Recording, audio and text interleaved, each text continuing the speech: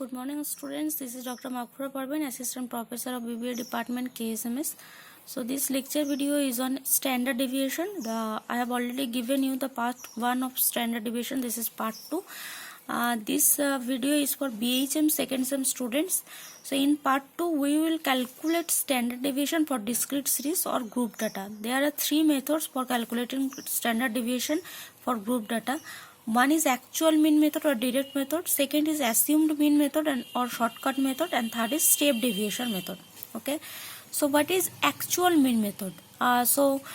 Standard deviation for discrete series is given by the formula sigma equal to root over of summation of f into x minus x bar whole square divided by n.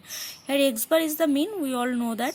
X is the size of the items, and f is the corresponding frequency. So n will be counted as summation of f. Okay, so and second is assumed mean method. In assumed mean method, standard deviation sigma will be root over of summation of fd square by n minus summation of fd by n whole square. A is the d will be denoted as x minus f, where a is the mean, and f is the corresponding frequency, and n equal to summation of f.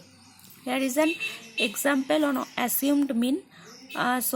From that you can see that mean x bar equal to a plus summation of d by n. So there mean will be 12.8, and sigma you can find the value of sigma from the above mentioned formula. Okay, so there step 3 is step deviation method. So here the formula is sigma equal to root over a summation of fd square by n minus summation of fd by n whole square into I, where I is the common class interval. Here it will be the interval, and d will be x minus a by I. Okay, so there is an example. Here the data is given, that number f is given here. So d will be a, we have to find the a. So here it is x bar, that is divided as mean m. So this is x bar. So summation here d will be x minus there x bar equal to 144. So d will be x minus 144 by 4. So we will calculate f and fd. Then fd square we will take the summation. So by putting the formula of sigma we will get the required result.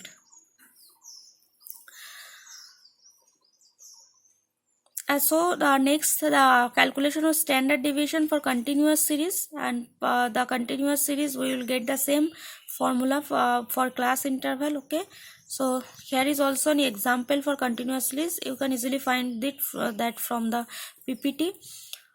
Next it is a combined standard deviation. Here is also a formula, you can see and check the formula, and there is an also example.